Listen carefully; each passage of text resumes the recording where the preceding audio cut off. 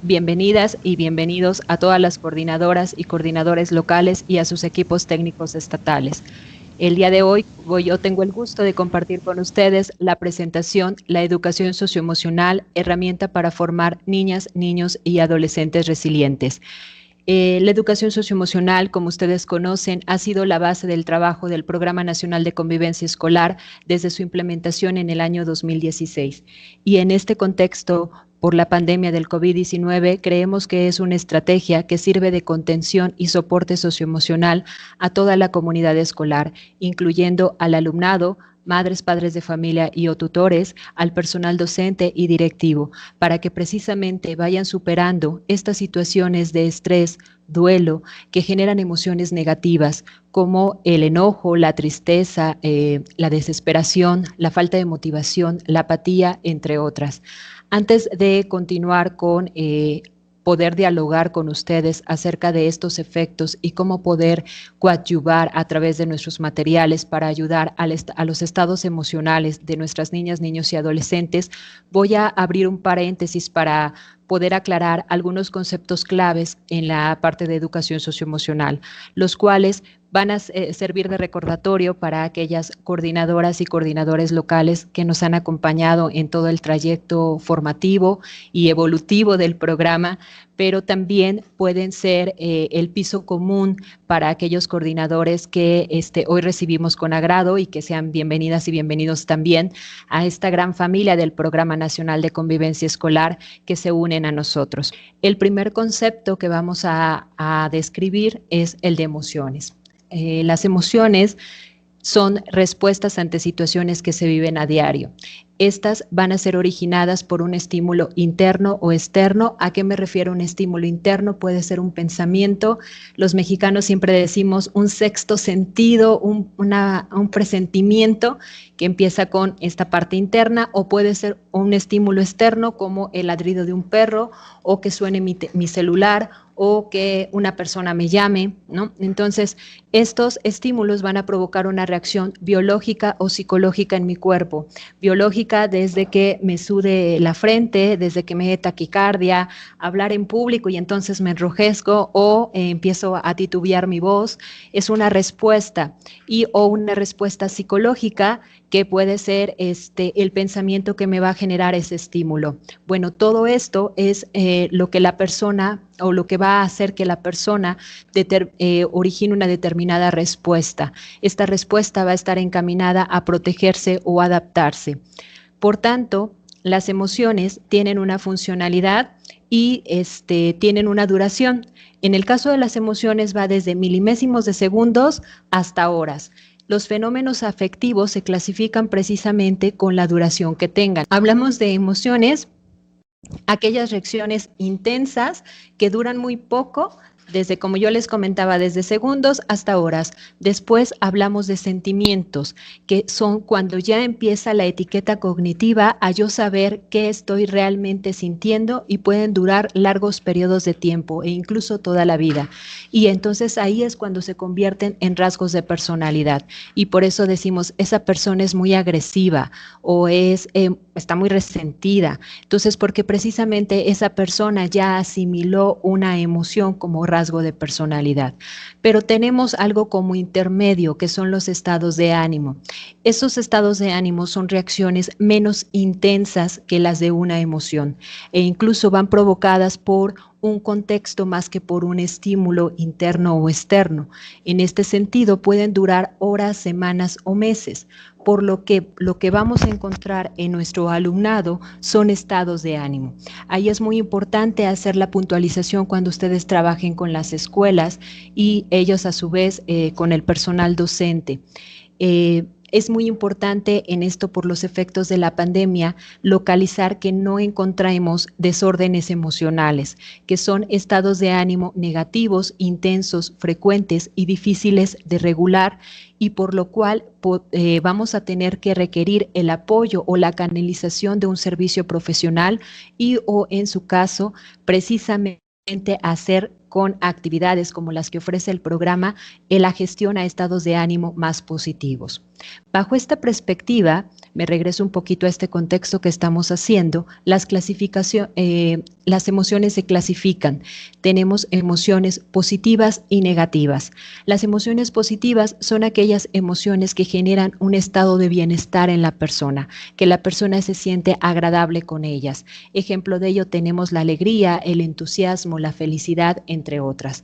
Las emociones negativas son aquellas que van a originar una sensación de desagrado en la persona. Y entonces aquí tenemos el enojo, el miedo, la tristeza, la vergüenza, entre otras. Esta clasificación a mí me parece de las más idóneas, se utiliza mucho en términos psicopedagógicos porque permite enseñarle al alumnado a reconocer las emociones dependiendo de lo que lo hacen sentir.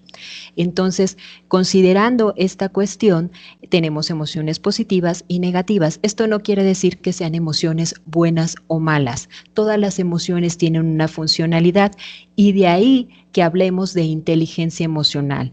La inteligencia emocional es la capacidad de hacer que las emociones sean funcionales para el ser humano. Y entonces, en ese sentido, las emociones tienen 4 funciones principalmente. El de información, porque me permiten ver el estado afectivo de la otra persona y entonces me dan información acerca de la persona, lo cual me va a permitir motivarme a hacer un determinado comportamiento y entonces tiene la función de la motivación. Este comportamiento va a estar encaminado a adaptarme y posteriormente a que me ayude a la socialización, es decir, a que me permita interactuar mejor con el otro. Cuando las emociones no me ayudan a interactuar con la otra persona, precisamente ya no están cumpliendo su parte funcional, sino están siendo disfuncionales.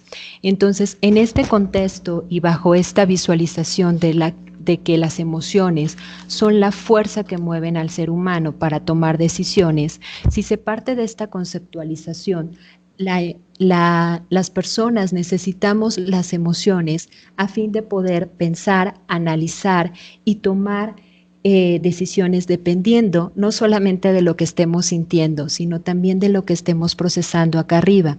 Entonces, en ese panorama, la educación socioemocional se vuelve vital para las personas. ¿Y cómo definimos la educación socioemocional? Como aquel proceso continuo y sistemático que busca el desarrollo de competencias socioemocionales para aumentar el bienestar personal y social. ¿A qué le denominamos competencias socioemocionales? Estas competencias son el conjunto de habilidades, conocimientos, valores y actitudes que a mí me permiten tener una mejor respuesta ante las circunstancias de la vida cotidiana. El trabajo que ha desarrollado el Programa Nacional de Convivencia Escolar parte de una prevención primaria. Se hacen acciones formativas con el sentido de prevenir que pasen los sucesos que no queremos que pasen, que son situaciones de discriminación y acoso escolar.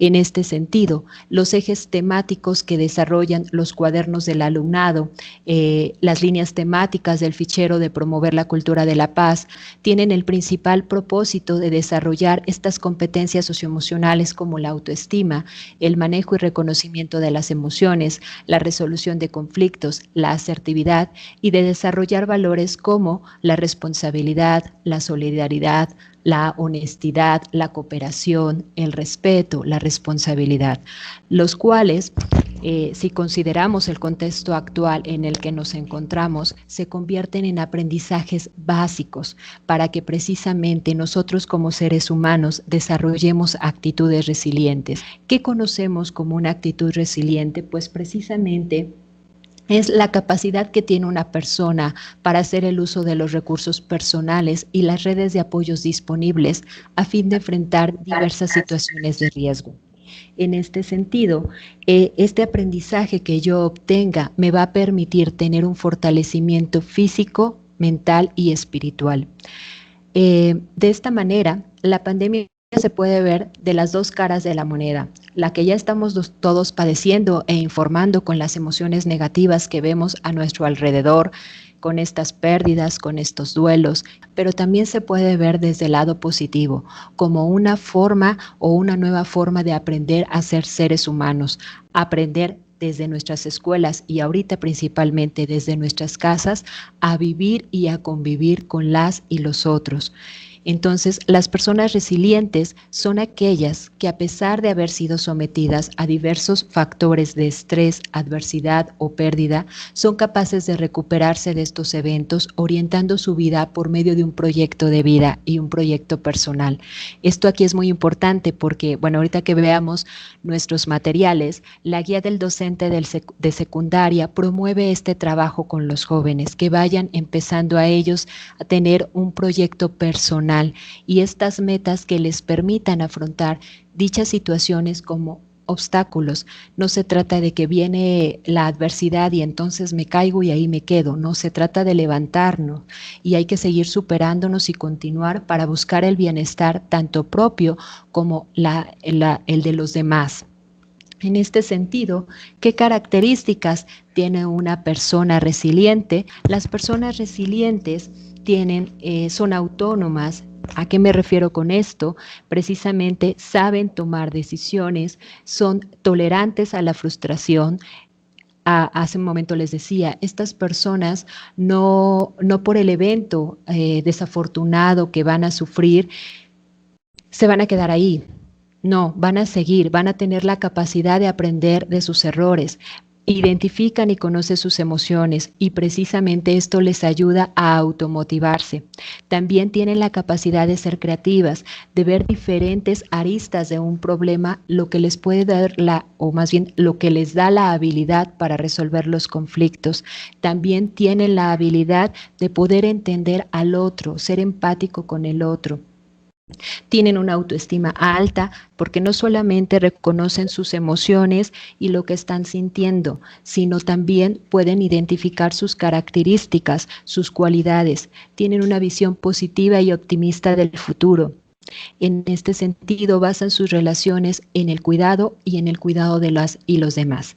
Entonces, si nosotros queremos o es nuestro objetivo contribuir a que las niñas, niños y adolescentes de educación básica sean ciudadanos resilientes o se formen como ciudadanos resilientes, es necesario identificar y trabajar por su desarrollo personal y social. Vamos a reconocer los estados afectivos con los que asisten a la escuela. Como yo les comentaba, ahorita es muy importante, aun cuando no estemos en clases presenciales, estos medios que son maravillosos nos permiten ver las caritas de nuestros alumnos y entonces poder saber cómo ellos están sintiendo o inclusive preguntárselo, ¿cómo estás? ¿Cómo te sientes? Esto va a permitir restaurar la confianza en sí mismos y las de los demás, brindar seguridad y apoyo por medio de la construcción de ambientes de convivencia que ha impulsado el programa.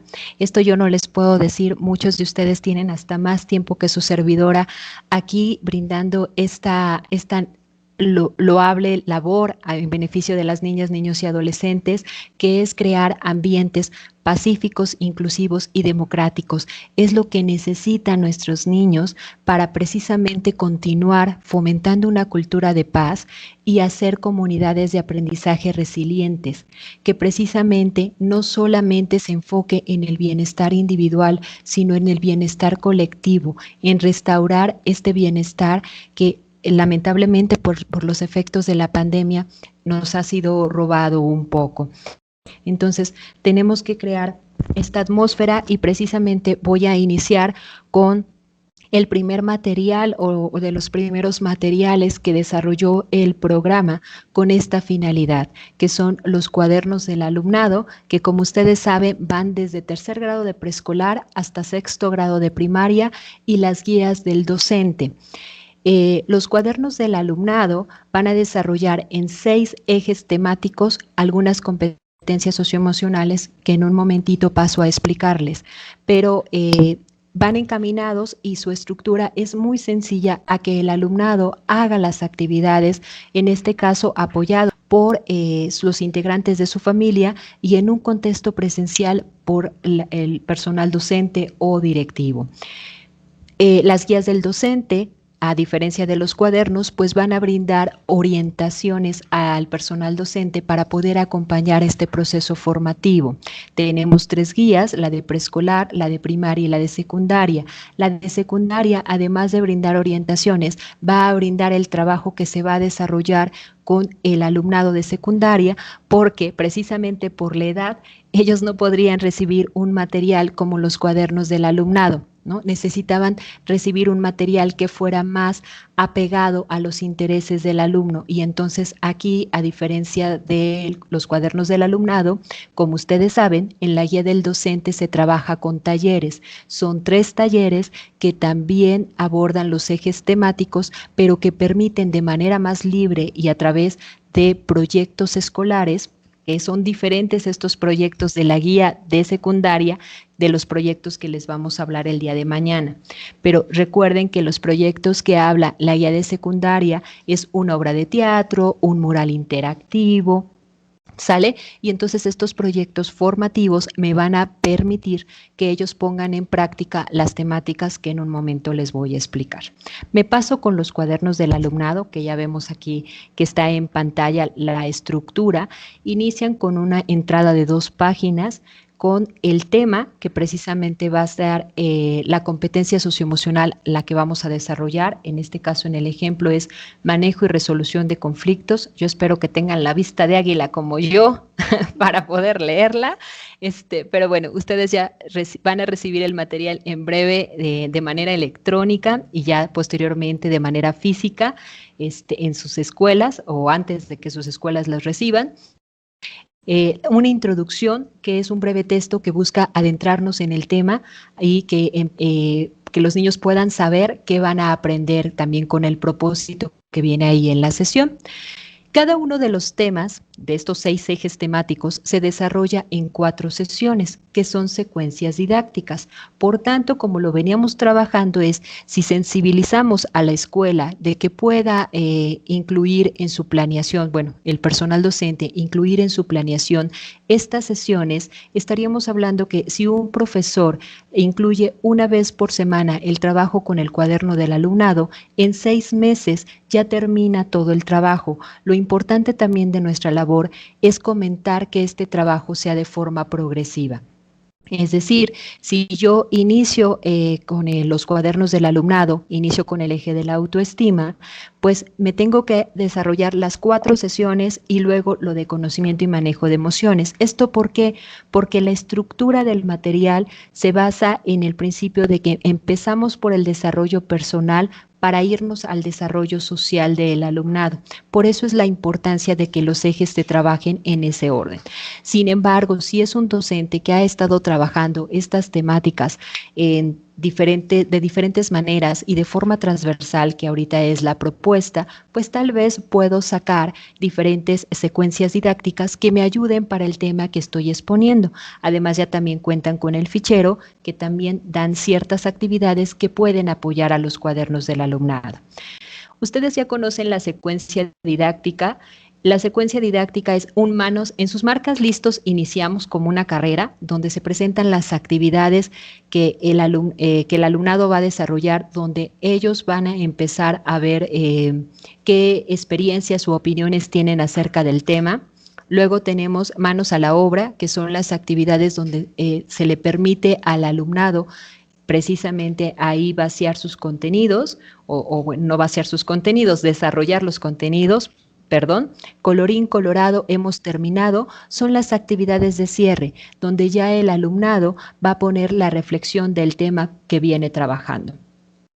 ¿En qué aprendí? Es una autoevaluación que fácilmente puede ayudar al alumnado a tener un panorama, por así decirlo, a lo mejor en palabras del niño es nada más qué aprendí, así de sencillo como se titula la sección, es si aprendió esos contenidos durante la secuencia didáctica. El glosario van a ser pequeños conceptos que se colocan del lado derecho o lado izquierdo de la página y precisamente van adentrando al niño en un lenguaje o en un vocabulario emocional o socioemocional o en las temáticas que se van abordando. Entonces, estos son los cuadernos del alumno. Me fui muy rápido porque sé que es una información no nueva para nuestros coordinadores estatales, ya la conocen, pero para los nuevos, bueno, que sepan que existen estos cuadernos del alumnado, que los van a recibir, que tienen esta estructura, y voy a pasar ahora sí a explicar cada uno de los ejes temáticos,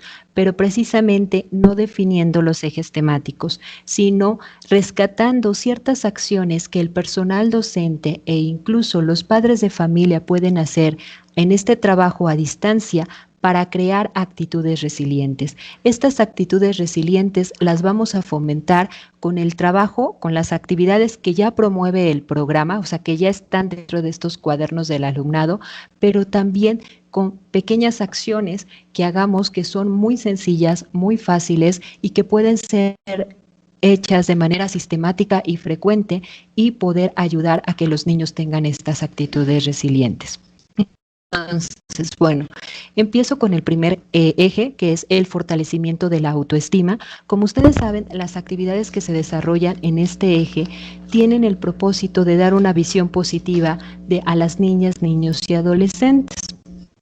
Ahorita tenemos la ventaja que los profesores pasaron con su mismo grupo, o la mayoría de los profesores pasaron con el mismo grupo al siguiente grado escolar. Por tanto, partimos de la premisa de que el docente ya conoce a sus alumnos. En este sentido, entonces, puede utilizar la identificación de las cualidades de su alumnado para desarrollar actividades o tomar actividades de las que tiene el PENSE y poder seguir potencializando esos talentos, capacidades y habilidades. Además, también identificar áreas de oportunidad. Precisamente podemos hacer lo mismo. En las áreas de oportunidad, yo planeo actividades de tal manera que estas áreas de oportunidad se conviertan en potencialidades con mi alumnado, ¿no? Realimentar constructivamente el trabajo diario de clase, ¿no? Yo sé que estamos en una parte presencial, al menos las experiencias que he visto en algunas escuelas, los profesores están haciendo clases virtuales una vez por semana, ¿no? Entonces ahí también es muy importante, y en la realimentación que dan en plataformas, por los WhatsApp, pues evitar juzgar o etiquetar al alumnado, ¿no? Hacer una realimentación positiva de su trabajo. No saben, yo veo los ojos de mi hijo cuando le dicen 10, excelente trabajo, hasta festeja, ¿no? Entonces, continuar con esas situaciones que alegran, ¿no? Y elevan la autoestima de una persona. Solicitar a las alumnas y a los alumnos que todos los días digan algo positivo de sí. Pueden ser los niños: buenos días, soy Perla y hoy quiero decir que Leti se ve muy bonita, ¿no? Entonces, eso es un ejercicio que se puede hacer a distancia, y en presencial, pues bueno, ustedes saben sus efectos. Llamarlos por su nombre, seguir continuando llamarlos por su nombre. Si se fijan, nos pasa ahorita porque somos muchísimas personas, pero bueno, la mayoría, y utilizando el trabajo a distancia, podemos encender nuestra camarita, y si nuestro equipo no tiene esa funcionalidad, algo que me encanta, aquí le voy a hacer promoción a la maestra de mi hijo, de escuela de tiempo completo. La maestra les dice, a ver, el que entró como Motorola G5 no le dice Motorola G5, dígame su nombre, y entonces ya están los chiquitos diciéndole, soy Luis, maestra, y entonces ella trata, imagínense también la labor de la maestra, de acordarse que Motorola G5, y cuántos Motorolas G5 pueden entrar, es Luis, ¿no? Entonces, con el tono de voz trata de ella de irse enfocando y seguirlos llamando por su nombre, ¿no? En casa es muy importante que los padres evitemos el comparar unos hijos con otros, porque precisamente cada quien tiene un estilo de aprendizaje distinto, y entonces el poder saber que es respetable las capacidades que cada uno tenga es algo que ayuda a la autoestima de una persona. Entonces, todas estas, bueno, excepto por la primera, que hablábamos de las planeaciones, pero todas estas también pueden ser aplicadas en casa, ¿no? O sea, oye, tú chamaco, ven, pues no, ¿no? Oye, Pedro, ven para acá, por favor, ¿no? Entonces, son ciertas recomendaciones que se pueden seguir también desde casa y de que fortalecen la autoestima de la persona. El siguiente eje, por favor.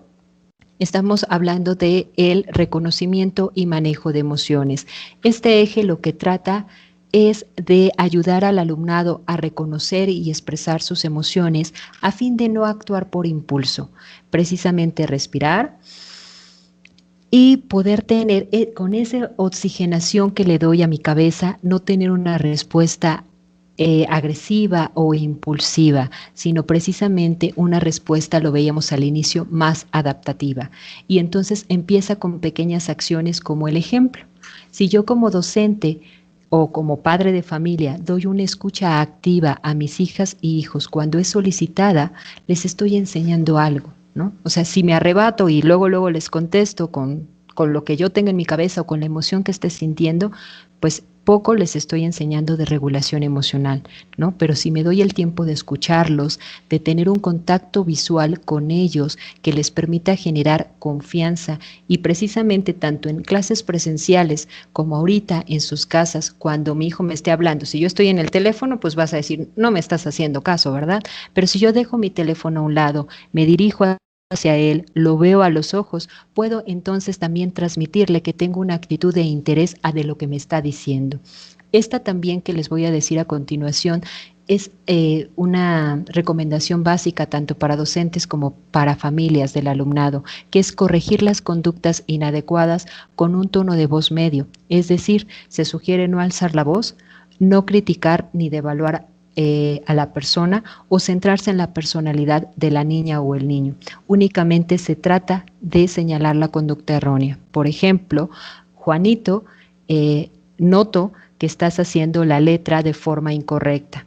Se ve mal. Entonces, te ayudaría mucho, hijo, sentarte de una determinada manera, ¿no? O empuñar el lápiz de la siguiente forma. Si se fijan, no me centré en características de Pedrito o de Juanito, me centré en la conducta que yo quiero corregir del niño. Fomentar actividades de respiración, relajación, visualización, dibujo y escritura espontánea. Esas ya están en los cuadernos del alumnado, pero también ahorita estamos dotados de cosas en internet, ¿no? Si ustedes se van a YouTube y ponen meditación para niños, hay unas fantásticas, ¿no? O hasta inclusive para nosotros como los adultos, meditación para dormir o relajarme antes de dormir del estrés, y vienen meditaciones guiadas, ¿no? Utilizar la música, el baile y las artes como una forma de expresión del alumnado. Yo les puedo contar una experiencia que viví con mi hijo y con algunos otros sobrinos. Los profesores de educación física, no sé si se pusieron de acuerdo porque fue en varias escuelas, les dejaron de actividad hacer una coreografía con sus padres de familia, grabar un video y subirla. Fue padrísimo porque estaban creando sus propios pasos, ellos bailaron, rieron y son momentos en los que no nos preocupa la economía, no nos preocupa nuestra salud porque sabemos que estamos resguardados, que estamos cuidados y es un momento catártico, yo pienso así, de nuestras emociones. Y entonces utilizar estas actividades y el arte permite que el alumnado se exprese y permite lo que yo les decía hace un momento, una gestión positiva de emociones. Me voy a pasar a los siguientes dos ejes, que es convivencia pacífica y las reglas, el respeto a las reglas y normas, ¿no? Entonces, en este caso, lo que pretenden estos ejes o las actividades que se desarrollan en ellos, pretenden que el alumnado aprenda a trabajar con la diversidad, a tener actitudes de cooperación y solidaridad entre ellas y ellos cuando estamos hablando de forma presencial, que por ejemplo no trabajen solamente con sus amiguitos porque estamos muy acostumbrados y todas las personas, ni cuando somos adultos se nos quita, queremos tener a nuestros amigos cerca, pero aquí en clase se les tiene que fomentar que siempre se tiene que cuidar que todos sean incluidos y que todos tenemos capacidades y cualidades distintas y que es lo que enriquece un trabajo en equipo, ¿no? No solamente pues una cuestión de amistad, ¿no? Eso en casa, pero eso en escuela, pero en casa también podemos fomentar estas actitudes. Si yo tengo varios hijos, no solamente uno, o si tengo vecinitos, o si tengo primos, cuidando la sana distancia, puedo fomentar que, no sé, a ver, ¿qué te dejaron a ti, Perla? ¿Qué te dejaron a ti, Ivonne? ¿Qué te dejaron a ti, Pati? Y entonces, entre todos, poder hacer una charla enriquecedora de diferentes conocimientos, de diferentes asignaturas o de los temas del pense. Y entonces, precisamente ahí también se abren espacios para la participación, donde se ejercita el diálogo, la negociación y el consenso. Ese también, además, esa recomendación de servirnos para el siguiente eje, que en un momentito más les explico, también nos sirve para el trabajo que les vamos a explicar el día de mañana con el documento que incentiva la participación infantil y adolescente. Asimismo, establecer situaciones de aprendizaje que fomenten una toma de decisiones responsables. ¿Y por qué más ahora, ¿no?, que estamos fomentando y que viene una nueva asignatura de vida saludable que se centra en el autocuidado? Esto es muy importante y empieza desde que yo le pueda decir a mi hijo, a ver, ¿quieres unas papas y unas zanahorias con chile? Y si es mi hijo o si es su servidora, va a decir unas papas, ¿no? Pero después te empiezas a dar cuenta que la pancita va creciendo, o que te duele el estómago, o que no tienes la suficiente energía. Y entonces ahí está nuestra labor como padres, como docentes, empezarles a explicar que aunque pudiera parecer algo rico en el momento comerse las papas, más adelante tiene consecuencias negativas, como que pues tengamos nuestra barriguita, como que no tengamos energía, y entonces posteriormente el niño seguramente va a elegir las zanahorias con chile, que también son riquísimas, ¿no? Y entonces ahí se empieza a fomentar un hábito de vida saludable. Entonces, esta toma de decisiones responsables también me va a ayudar a ver los dos últimos ejes, que es aprender a resolver conflictos y fomentar la alianza entre las familias y la escuela. La primera, que es aprender a resolver conflictos, es precisamente cuando yo empiezo a trabajar una toma de decisiones responsables, es el primer paso también para empezarle a ayudar al alumnado a buscar soluciones a las dificultades que se le presenten y poder desaprender o corregir algo que lamentablemente se ha dado en la sociedad. Yo soluciono mis conflictos con violencia, o que él pierda y yo gane. Ese estilo de resolución de conflictos. Lo mejor para el mexicano es, y hay palabrotas para decir eso, ¿no? Que él esté abajo y yo esté arriba. Entonces, eso tiene que cambiar si queremos ser otro tipo de sociedad. Y en ese sentido, es importante ayudar al alumnado a negociar y a ceder frente a un conflicto. Pero no lo vamos a lograr si no damos estas situaciones de aprendizaje. Y precisamente ahí entra nuestra labor. En un contexto presencial, pues se puede dar hasta en el actuar cotidiano. En un contexto a distancia, las actividades de los cuadernos pueden ser elegidas por el docente para poderlas dialogar, así como ahorita estamos haciéndolo nosotros, y enseñarles aún en la distancia, por ejemplo, hacer un diálogo asertivo, que no es otra cosa que implica escuchar sin interrumpir, que ahorita les agradecemos infinitamente que sus micrófonos se oyen apagados, respetar a quien habla, modular la voz, saber escuchar antes de responder y poder generar acuerdos para resolver los conflictos. Entonces, este diálogo asertivo no solamente sirve al interior de la escuela, sirve afuera y nos sirve a nosotros como las familias también del alumnado, porque eso va a permitir tener una mejor comunicación. Y esta comunicación nos va a permitir establecer acciones de cooperación en casa, y además de establecer acciones de cooperación en casa, los que ya han trabajado con el material saben que ese último eje también establece actividades que permiten que haya funciones equitativas dentro del hogar, establecer acuerdos que favorezcan la convivencia armónica y la valoración de las familias. También hoy sigue siendo importante, y hoy más que nunca, hacer equipo con las madres, padres de familia o tutores, precisamente para que ellos se sientan apoyados, ¿no? Que no se sientan juzgados. Ojo, aquí eso es muy importante, evitar juzgar la forma de educar de las familias, sino sentir que las familias son un aliado con el personal docente y directivo, y viceversa, que las estamos acompañando en este proceso que de verdad es nuevo para ellas, para algunas familias, y que como tenemos padres que entran muy gustosos, otros entran con gusto pero temerosos, otros no saben qué hacer, necesitamos acompañarlos. Y por ahí quiero recordarles un audiovisual que tiene en la página del programa, en el portal, que habla del estrés laboral. E igual también, bueno, ahorita me sigo con la guía del docente. Me vienen varias ideas para decirles, pero bueno, está el audiovisual del estrés laboral y una forma de evitar el estrés laboral es precisamente cuando yo voy a hablar con los padres de mi alumnado y me ha tocado estar ahí, yo les digo, a mucha honra, me encanta vanagloriarme de las clases que he dado, de los grupos con que he estado, porque te dejan mucha enseñanza.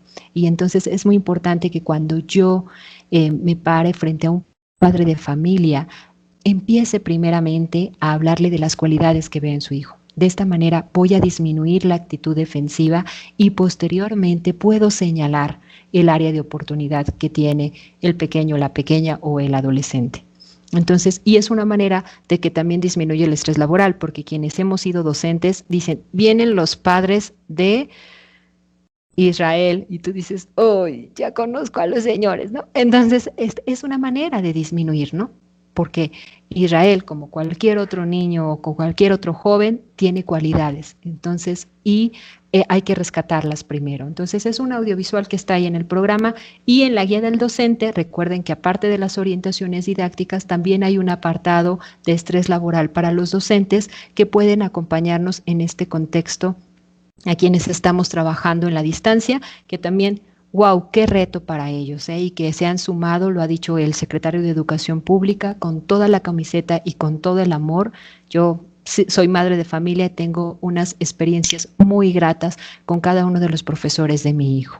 Entonces, bueno, pues todas estas acciones, junto con otras prácticas de buen trato dentro de las familias del alumnado, nos van a permitir crear actitudes resilientes. El material de orientaciones para los docentes, madres, padres de familia o tutores para hacer un trabajo a distancia con todos los materiales del programa, el cual puede ser nutrido con la experiencia que cada uno de ustedes en sus entidades federativas ya tienen. Entonces, todas estas acciones en conjunto, los materiales, cómo ustedes implementen el programa, la sensibilización que den a las escuelas y las escuelas mismas, nos van a ayudar a seguir contribuyendo al desarrollo de habilidades socioemocionales para que éstas tengan un efecto en actitudes resilientes para el alumnado. Gobierno de México.